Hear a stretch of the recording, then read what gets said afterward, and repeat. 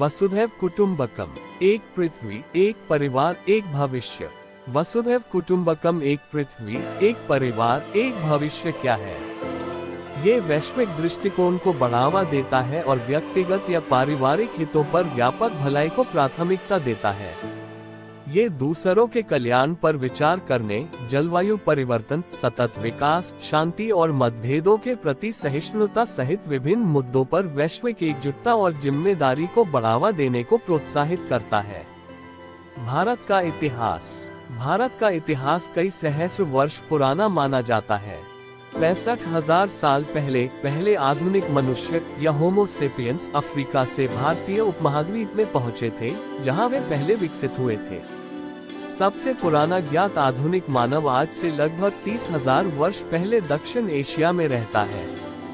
6500 ईसा पूर्व के बाद खाद्य फसलों और जानवरों के वर्चस्व के लिए सबूत, स्थायी संरचनाओं का निर्माण और कृषि अधिशेष का भंडारण मेहरगढ़ और अब बलूचिस्तान के अन्य स्थलों में दिखाई दिया। ये धीरे धीरे सिंधु घाटी सभ्यता में विकसित हुए। दक्षिण एशिया में पहली शहरी संस्कृति, जो अब पाकिस्तान और पश्चिमी भारत में 2500-1900 के दौरान पनपी। मेहरगढ़ पुरातत्विक दृष्टि से महत्वपूर्ण स्थान है, जहां नवपाषाण युग 7000 ईसा पूर्व से 2500 ईसा पूर्व के बहुत से अवशेष मिले हैं। सिंधु घाटी सभ्यता, जिसका आरंभ काल लगभग 3300 ईसा पूर्व से माना जाता है, प्राचीन मिस्र और सुमेर सभ्यता के साथ विश्व की प्राचीनतम सभ्यता में से एक है। इस सभ्यता की लिपि अब तक सफलतापूर्वक पढ़ी नहीं जा सकी है। सिंधु घाटी सभ्यता वर्तमान पाकिस्तान और उससे सटे भारतीय प्रदेशों में फैली थी। पुरातत्व प्रमाणों के आधार पर 1900 ईसा पूर्व के आसपास इस सभ्यता का अकस्मात पतन हो गया। 19वीं शताब्दी के पाश्चात्य विद्वानों के प्रचलित दृष्टिकोणों के अनुसार आर्यों का एक वर्ग भारतीय उपमहाद्वीप की सीमाओं पर 2000 ईसा पूर्व के आसपास पहुंचा और पहले पंजाब में बस गया और यहीं ऋग्वेद की ऋचाओं की रचना की गई। आर्यों द्वारा उत्तर तथा मध्य भारत में एक विकसित सभ्यता का निर्माण किया गया, जिसे वैदिक सभ्यता भी कहते हैं। प्राचीन भारत के इतिहास में वैदिक सभ्यता सबसे प्रारंभिक सभ्यता है, जिसका संबंध आर्यों के आगमन से है। इसका नामकरण आर्यों के प्रारंभिक साहित्य वेदों के नाम पर किया गया है। आर्यों की भाषा संस्कृत थी और धर्म वैदिक धर्म या सनातन धर्म के नाम से प्रसिद्ध था। बाद में विदेशी आक्रांताओं द्वारा इस धर्म का नाम हिंदू पड़ा। वैदिक सभ्यता सरस्वती नदी के तटीय क्षेत्र, जिसमें आधुनिक भारत के पंजाब, भारत और हरियाणा राज्य आते हैं, में विकसित हुई। आमतौर पर अधिकतर विद्वान वैदिक सभ्यता का काल 2000 ईसा पूर्व से 600 बीसी के बीच में मानते हैं, परंतु नए पुरातत्व उत्खननों से मिले अवशेषों में वैदिक सभ्यता से संबंधित कई अवशेष मिले हैं, जिससे कुछ आधुनिक विद्वान यह मानने लगे हैं कि वैदिक सभ्यता भारत में ही शुरू हुई थी। आर्य भारतीय मूल के ही थे और ऋग्वेद का रचना काल 3000 ईसा पूर्व रहा होगा, क्योंकि आर्यों के भारत में आने का न तो कोई पुरातत्व उत्खननों पर आधारित प्रमाण मिला है और न ही डीएनए अनुसंधानों से कोई प्रमाण मिला है। हाल ही में भारतीय पुरातत्व परिषद द्वारा की गई सरस्वती नदी की खोज से वैदिक सभ्यता, हड़प्पा सभ्यता और आर्यों के बारे में एक नया दृष्टिकोण सामने आया है। हड़प्पा सभ्यता को सिंधु सरस्वती सभ्यता नाम दिया है, क्योंकि हड़प्पा सभ्यता की 2600 बस्तियों में से वर्तमान पाकिस्तान में सिंधु तट पर मात्र 265 बस्तियां थीं, जबकि शेष अधिकांश बस्तियां सरस्वती नदी के तट पर मिलती हैं। सरस्वती एक विशाल नदी थी, पहाड़ों को तोड़ती हुई निकलती थी और मैदानों से होती हुई समुद्र में जाकर विलीन हो जाती थी। इसका वर्णन ऋग्वेद में बार बार आता है। यह आज से 4000 साल पूर्व भूगर्भीय बदलाव की वजह से सूख गई थी। आर्य लोग खानाबदोश गडेरियों की भांति अपने जंगली परिवारों और पशुओं को लिए इधर से उधर भटकते रहते थे। इन लोगों ने पत्थर के नुकीले हथियारों से काम लेना सीखा। मनुष्यों की इस सभ्यता को वे यूलिथ सभ्यता कहते हैं। इस सभ्यता में कुछ सुधार हुआ तो फिर चिलियन सभ्यता आई। इन हथियार औजारों की सभ्यता के समय का मनुष्य नर वानर के रूप में थे। उनमें वास्तविक मनुष्यत्व का बीजारोपण नहीं हुआ था। मुस्टेरियन सभ्यता के पश्चात रेंडियन सभ्यता का प्रादुर्भाव हुआ। इस समय लोगों में मानवोचित बुद्धि का विकास होने लगा था। फिर इसके बाद वास्तविक सभ्यताएं आई, जिसमें पहली सभ्यता नवपाषाण कालीन कही जाती है। इस सभ्यता के युग का मनुष्य अपने जैसा ही वास्तविक मनुष्य था। अतः यूथिल सभ्यता से लेकर नवपाषाण सभ्यता तक का काल पाषाण युग कहलाता है। पाषाण युग के बाद मानव जाति में धातु युग का प्रादुर्भाव हुआ। धातु युग का प्रारंभ ताम्र युग से होता है। नवपाषाण युग के अंत तक मनुष्य की बुद्धि बहुत कुछ विकसित हो गई थी। इसी समय कृषि का आविष्कार हुआ। कृषि ही सभ्यता की माता थी।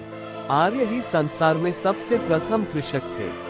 कृषि के उपयोगी स्थानों की खोज में आर्य पंजाब की भूमि में आए और इसी का नाम सप्त सिंधु प्रदेश रखा।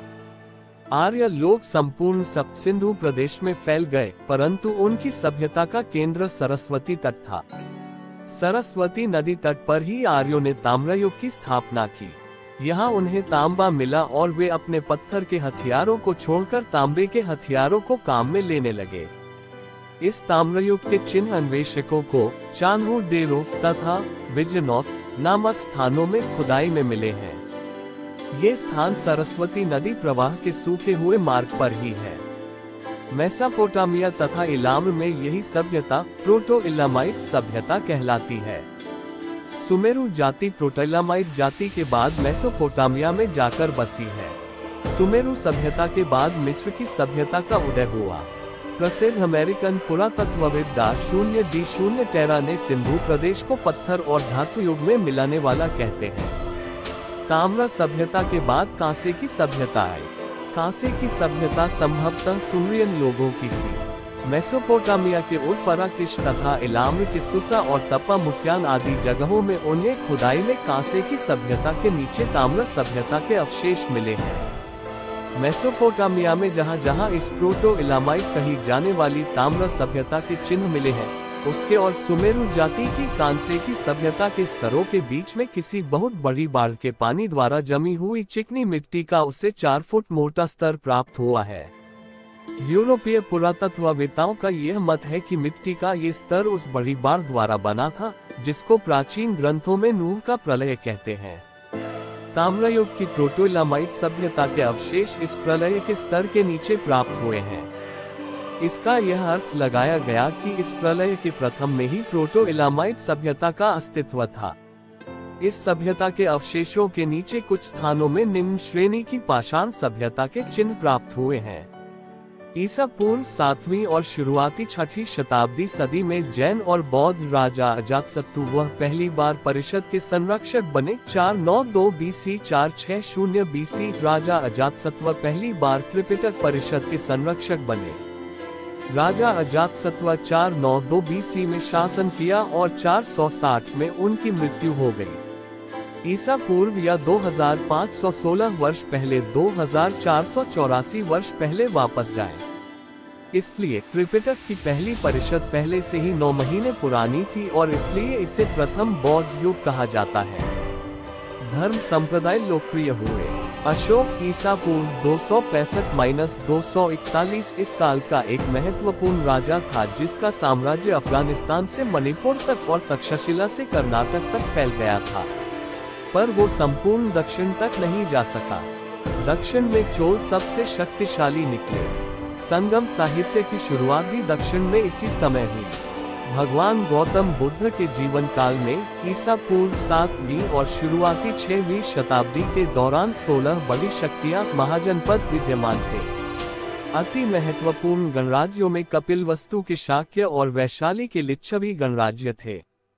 गणराज्यों के अलावा राजतंत्रीय राज्य भी थे, जिनमें से कौशाम्बी, वत्स, मगध, कौशल, कुरु, पांचाल, चेदी और अवंती महत्वपूर्ण थे।